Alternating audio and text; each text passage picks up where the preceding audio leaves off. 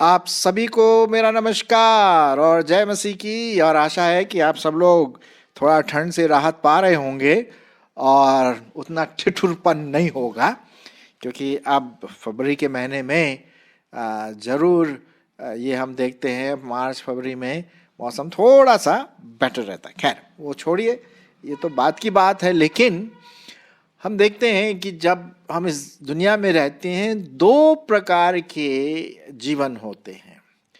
एक तो शारीरिक जीवन और दूसरा है आत्मिक जीवन। शारीरिक जीवन और आत्मिक जीवन।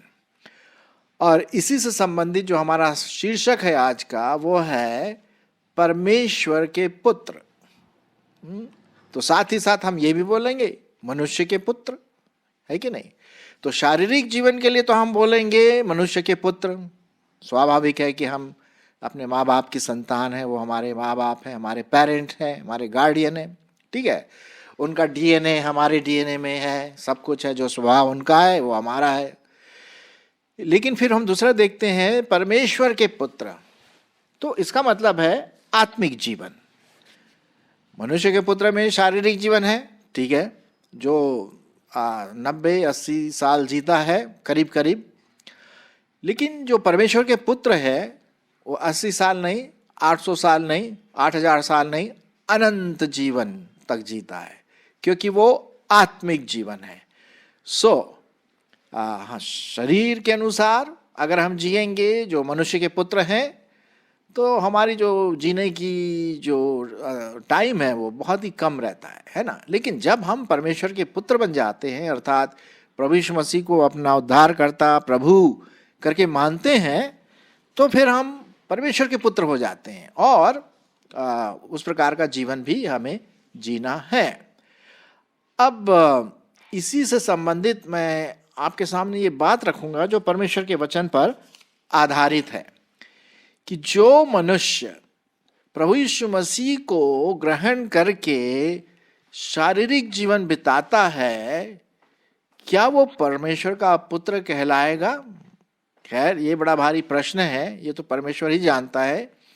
लेकिन मैं इसी से संबंधित आगाह करना मांगता हूँ, सिर्फ आपको नहीं, अपने आप को भी, और विशेष करके जो अपने आप को मसीही कहते हैं, विश्वासी कहते हैं, जिनका नया जन्म हो गया। अब पहली कुरिन्थियों की जो पत्री है और दूसरा कुरिन्थियों की जो पत्री है, उसमें जो पौलुस प्रेरित लिखता है कि भाई तुम लोग हमेशा शारीरिक दशा में चलते हो, ठीक है, अपने आप को तुम बोलते हो कि हमने प्रभु को ग्रहण किया, उस पर विश्वास किया, लेकिन तुम्हारा जीवन तो वैसे ही पुराना पुराना वही शारीरिक जीवन है। उसी वासनाओं में लगे रहते हो, उसी टेम्पटेशन में गिर पड़ते हो, उसी शरीर के अनुसार लड़ाई झगड़ा, लालसा, अभिलाषा, घमंड, पता नहीं क्या क्या, है ना। तो आज हम देखेंगे कि शरीर के अनुसार चलना और पवित्र आत्मा के अनुसार चलना, उसमें जमीन और आसमान का फर्क है। इसी से संबंधित मैं आपके लिए कुछ पदों को पढ़ूंगा, ताकि हम जो भी बोलें परमेश्वर के वचन के आधार पर इसकी व्याख्या करें। मैं आपके लिए पहले पढ़ूंगा जो हमारा की मुख्य पद है, पाया जाता है रोमियो उसका 8 अध्याय 13 पद से 16 पद। अगर आपके पास बाइबल है या नहीं है कोई बात नहीं, लेकिन मैं आपके लिए पढ़ूंगा रोमियो की पत्री उसका 8वां अध्याय 13 से 16 पद। यहाँ पर दो प्रकार के जीवन के बारे में बात कर रहे हैं। जैसे मैंने शुरुआत में आरंभ में आपसे कहा कि शारीरिक जीवन और आत्मिक जीवन। तो आइए हम पढ़ते हैं इसको, रोमियो 8 13 से 16। क्योंकि यदि तुम शरीर के अनुसार दिन काटोगे तो मरोगे, यदि आत्मा से देह की क्रियाओं को मारोगे तो जीवित रहोगे। बिल्कुल साफ लिखा हुआ यहां पर, इसलिए कि जितने लोग परमेश्वर के आत्मा के चलाए चलते हैं वे ही परमेश्वर के पुत्र हैं। क्योंकि तुमको दासत्व की आत्मा नहीं मिली कि फिर भयभीत हो, परंतु ले पालकपन की आत्मा मिली है, जिससे हम हे अब्बा, हे पिता कहकर पुकारते हैं।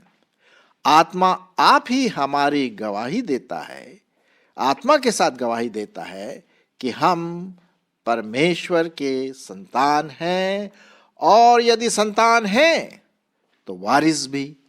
वरन परमेश्वर के वारिस और मसीह के संगी वारिस जब हम उसके साथ दुख उठाए तो उसके साथ महिमा भी पाएं, यहां तक।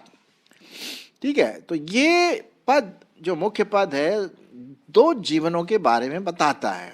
अब जैसे कि आप इस चित्र में देख रहे हैं और लिखा हुआ है पवित्र आत्मा में चलना, और उसके अंदर एक जो डव, यहाँ पर जो आपको पक्षी दिखाई दे रहा है आप समझ गए होंगे, या कबूतर, जो पवित्र आत्मा की एक निशानी है। कबूतर बाइबल में दिया गया है। जब प्रभु यीशु मसीह का बपतिस्मा हुआ तो पवित्र आत्मा कबूतर की नाई प्रभु यीशु मसीह पर बैठ गया। तो कबूतर के मतलब एक तरह से पिक्चर के अनुसार मैं यहाँ लिखा हूँ, देख रहा हूँ कि एक आदमी या बहन जो भी हो वो पवित्र आत्मा में चल रहा है।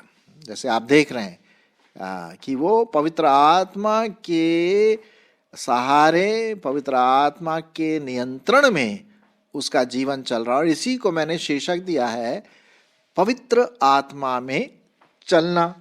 अब यहाँ पर लिखा हुआ है, मैं आपके लिए पढ़ूंगा 13 पद में, कि क्योंकि यदि तुम शरीर के अनुसार दिन काटोगे तो मरोगे। अब आप अच्छी तरह जानते हैं कि हमारा शरीर है, उसकी कई अभिलाषाएं हैं, टेम्पटेशन है, डिजायर्स हैं, कुछ अच्छी इच्छा, कुछ बुरी इच्छा आती हैं हमारे जीवनों में। तो अगर हम इसके अनुसार जीवन बिताएं तो क्या है? मौत। इसके अलावा और कुछ नहीं, मौत है। एक प्रकार का आत्मिक मौत हमारे लिए है। इसी से संबंधित एक दो पद और मैं आपके लिए पढ़ना मांगता हूँ। इसी का 8 का, रोमियो 8 और उसका 5 और 6 पद मैं आपके लिए पढ़ना मांगता हूँ। क्योंकि शारीरिक व्यक्ति जो है क्या है? शरीर की बातों पर मन लगाता है, परंतु आध्यात्मिक आत्मा की बातों पर मन लगाता है। शरीर पर मन लगाना तो मृत्यु है, पर आत्मा पर मन लगाना जीवन और शांति है। 7वां पद, क्योंकि शरीर पर मन लगाना तो परमेश्वर से बैर रखना है, क्योंकि ना तो परमेश्वर की व्यवस्था के अधीन है और ना हो सकते हैं, और जो शारीरिक दशा में हैं वे परमेश्वर को प्रसन्न नहीं कर सकते। तो 9वें पद में लिखा हुआ है इसी का, रोमियो 8:9, परंतु जबकि परमेश्वर का आत्मा तुम में बसता है तो तुम शारीरिक दशा में नहीं परंतु आत्मिक दशा में हो। यदि किसी में मसीह का आत्मा नहीं तो वो उसका जन नहीं है। बहुत वार्निंग, एक खतरनाक यहाँ पर हम सबों को, विश्वासियों को एक चेतावनी दी है कि क्या हम शारीरिक अभिलाषाओं के अनुसार चलते हैं। जैसे कि मैं आपके लिए पढ़ूंगा कि जो शरीर की अभिलाषा है वो 1 यूहन्ना उसका 2 अध्याय 15, 16 और 17 में हम देखते हैं। और कभी कभी ये हम सामना करते हैं, मैं सामना करता हूं और आप में से कई लोग शायद सामना करते होंगे। तुम न तो संसार से, ये शरीर की अभिलाषाएं, ठीक है, तुम न तो संसार से और न संसार की वस्तुओं से प्रेम रखो। यदि कोई संसार से प्रेम रखता है तो उसमें पिता का प्रेम नहीं है, क्योंकि जो कुछ संसार में है अर्थात शरीर की अभिलाषा, यह है शारीरिक जीवन, ठीक है, शरीर की अभिलाषा, आंखों की अभिलाषा और जीविका का घमंड, वह पिता की ओर से नहीं परंतु संसार ही की ओर से है। संसार और उसकी अभिलाषाएं दोनों मिटते जाते हैं, पर जो परमेश्वर की इच्छा पर चलता है वह सर्वदा बना रहेगा। तो ये कितने साफ रीति से यहाँ पर लिखा हुआ है कि हमें इन अभिलाषाओं के पीछे नहीं भागना है।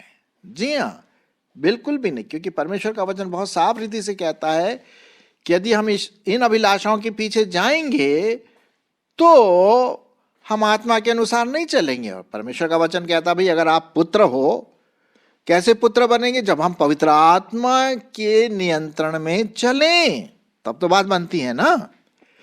और शरीर की जो अभिलाषाएं और एक और काम जो दिखाई देता, मैं आपके लिए पढ़ना मांगता हूँ, वो पाया जाता है गलतियों और उसका 5 अध्याय उसका 19 पद से। गलतियों उसका 5 अध्याय 19 पद से ये बताया जाता है यहाँ पर कि किस प्रकार से जब हम शरीर की अभिलाषाओं या शरीर की जो क्रिया है, देह की क्रिया है जो मांगता है हमारा ये शरीर, तो फिर हम परमेश्वर के पुत्र कैसे कहलाएंगे भाई? ये वचन कहता है यहाँ पर नहीं कहलाए जा सकते। तो पवित्र आत्मा में चलना बहुत जरूरी। अब सुनिए क्या है शरीर के काम। 19 पद, गलतियों 5:19। शरीर के काम तो प्रकट हैं जी, अर्थात व्यभिचार, गंदे काम, लुचपन, मूर्ति पूजा, टोना जादू, बैर झगड़ा, ईर्ष्या, क्रोध, विरोध, फूट, अविधर्म, डाह, मतवालापन, शाम को गड़गड़ करके पी लिया शराब और पड़े रात भर मारपीट करते हुए, ये सब शरीर के काम है।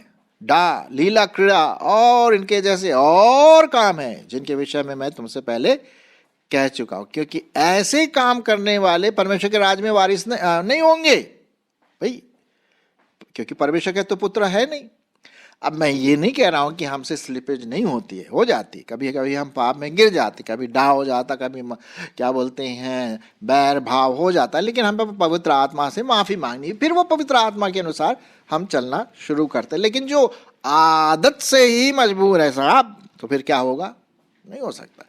तो ये बहुत जरूरी है कि हम इसको देखें जो परमेश्वर के वचन में लिखा हुआ है कि जब हम शरीर के अनुसार चलते हैं तो हम परमेश्वर के पुत्र नहीं कहलाए जा सकते। लेकिन यदि हम आत्मा के अनुसार चलें, पवित्र आत्मा के निरीक्षण में, उसके नियंत्रण में, तब बात और हो जाती है। तो मैं आपके लिए कुछ 1-2 पद और पढ़ूंगा इसी से संबंधित। वो पाया जाता है गलतियों उसका 4 अध्याय 8 पद। गलतियों उसका 4 अध्याय और 8 पद है ना। पहले तो तुम परमेश्वर को न जानकर उनके दास थे, जो स्वभाव से देवता नहीं, पर अब तुमने परमेश्वर को पहचान लिया है। वरन परमेश्वर ने तुमको पहचाना, तो उन निर्बल और निकम्मी आदि शिक्षाओं की बातों की ओर क्यों फिरते हो? क्योंकि तुम दोबारा दास नहीं होना चाहते, है कि नहीं? तो अगर हम पवित्र आत्मा में चलें, उसके नियंत्रण में चलें, मैं अभी बताऊंगा कैसे हम चलेंगे, और ताकि हम शरीर के अनुसार न चले लेकिन पवित्र आत्मा में चलना सीखे दिन भर दिन। हम पेड़ देखिए ना कैसे बढ़ता है, एक दिन में तो बड़ा नहीं हो जाता, धीरे धीरे उसकी आत्मिक उन्नति होती है और वो आत्मिक फल अपने जीवन से लाता है। रोमियो उसका, वही हम वापस चलेंगे, रोमियो 8 है ना, और उसका 15 पद में क्या लिखा है? क्योंकि तुमको दासत्व की आत्मा नहीं मिली। पहले हमारे पास दासत्व की आत्मा थी। दासत्व की आत्मा का मतलब शैतान की आत्मा, बुरी आत्मा, इविल स्पिरिट, उस आत्मा के अनुसार हम चलते थे जी, और पाप के दासत्व में थे। और इसलिए, परंतु अब हमें किसकी आत्मा मिली है?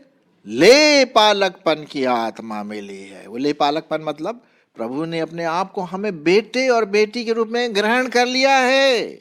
यही तो लिखा ना 15वां पद में, क्योंकि तुमको दासत्व की आत्मा नहीं मिली कि फिर भयभीत हो, परंतु ले पालकपन की आत्मा मिले, जिससे हम हे अब्बा, हे पिता कहकर उसको पुकारते हैं। और आत्मा आप ही हमारी गवाही देता है कि हम परमेश्वर के संतान हैं।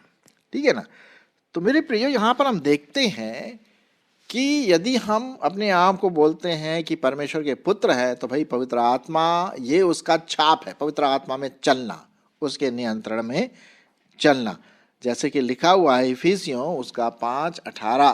कैसे जब भी हमें कोई परीक्षा आती है, टेम्पटेशन आता है, टेस्टिंग आती है, हम गिरने के, एक तरह से गिरने वाले होते हैं पाप में, एकदम से आप प्रार्थना करें। सुनिए क्या प्रार्थना यहाँ पर, इफिसियों उसका 5 और 18 पद क्या लिखा हुआ है, सुनिए।